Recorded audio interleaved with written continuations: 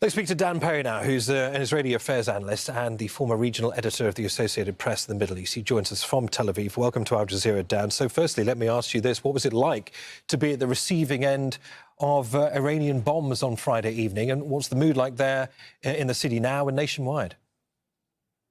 I think there definitely is trepidation and an understanding that Iran has capabilities that are far beyond what Israel has experienced from the Houthis and even Hezbollah.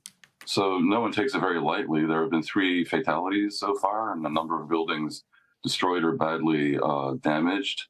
It's significant, but I think overall in Israel the mood is one of cautious optimism about success in a mission that enjoys consensus, pretty much, in a country otherwise riven on almost every conceivable issue. So Israelis don't agree on much, but that Iran's Islamic Republic government should not have a nuclear weapon is perhaps the only thing they can come around. Of course, whether or not Iran does indeed have a nuclear weapon or was close to getting a nuclear weapon is still out for debate, I guess. I mean, Israel sees this as a once-in-a-lifetime opportunity to destroy Iran's nuclear program, whatever stage it may be in, and destroy any retaliatory capabilities also. Presumably, Dan, that means he needs to keep going. But there's no tidy way to end this war. What would victory look like? How far is far enough for Netanyahu? They need to be able to say that they degraded the program very significantly, such that it's been set back months or years. The major issue, I think, that may end up unresolved is the underground facility in Fordo, which I don't think they have yet attacked, despite some what appears to be misinformation to the contrary coming from Iran. True victory, I think, would be the collapse of the regime in Iran. I have to say it's not a stated goal of this operation, but I do believe that if that happens, people in Israel, a lot of people in the U.S., and my own assessment, based on some knowledge, is probably most people in Iran would feel that this would be a good development for the region and might set the entire region on a path towards peace. Obviously, that's not especially likely. The major question is whether the U.S. gets drawn into it. I'm a little bit apart from other commentators on this issue in that I don't lend any credence to statements coming out of Washington about displeasure with this or some distance from this. I don't think Israel would have dared to launch this fairly comprehensive and multi-pronged attack in the middle of talks between Iran and the U.S., essentially scuttling those talks without, at the very least, acquiescence of the White House and probably a lot more.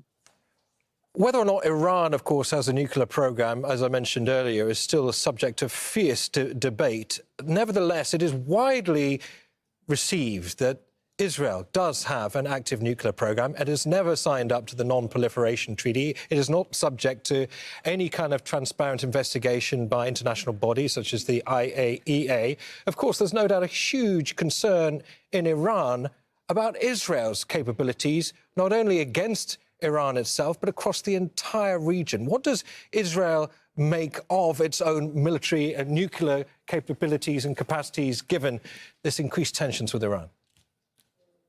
Well, obviously, they never formally admitted that they have nuclear weapons. Look, Israel would say that that Iran might consider who it is belligerent against. And if they want to be belligerent against a very powerful military, then that is their miscalculation. Israel, if it achieved nuclear weapon capability in the 1960s, as is widely believed, did that essentially from a position where it was very, very clearly threatened. Its existence was threatened and endangered by pretty much every single one of the neighboring countries. And that was not some paranoia.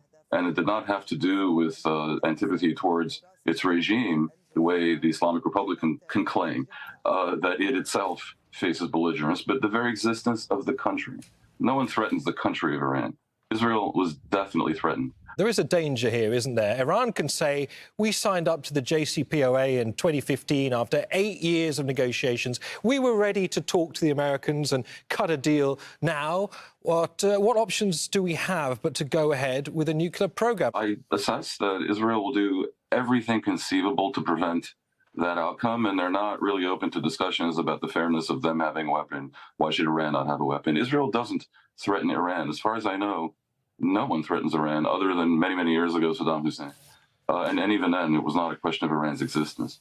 So I think Israel and much of the world would advise Iran to go about its business, maybe install democracy, and cease trying to achieve nuclear weapons capability. If they deny they're doing it, which I know they are, they should, Israel would say, and the U.S. has been saying, open themselves up to significant, real, comprehensive inspections.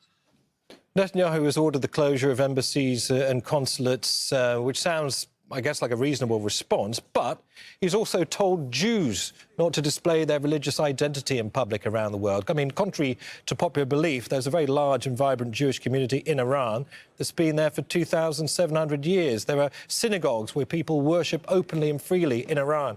Is Netanyahu once again trying to conflate the deeds of the Israeli government with Jewishness? I think there is a real danger to Jews around the world in such contexts, and you don't need any particular political leader to conflate anything in order to see, an Egyptian citizen attacking Jews in Boulder over issues to do with the conflict in the Middle East. This occurs. So whether Israel brings it about through its own bellicosity is an open debate, and Israel would always claim that they're acting in self-defense. But are Jews around the world potentially in danger because of anger directed at Israel and the Jews? Of course they are. I think defensive measures and precautions are necessary and justified, and I wouldn't be looking at conspiracy theory. All right, Dan Perry, good to have you on Al Jazeera. Many thanks. Thanks. The UN Security Council has held an emergency session to discuss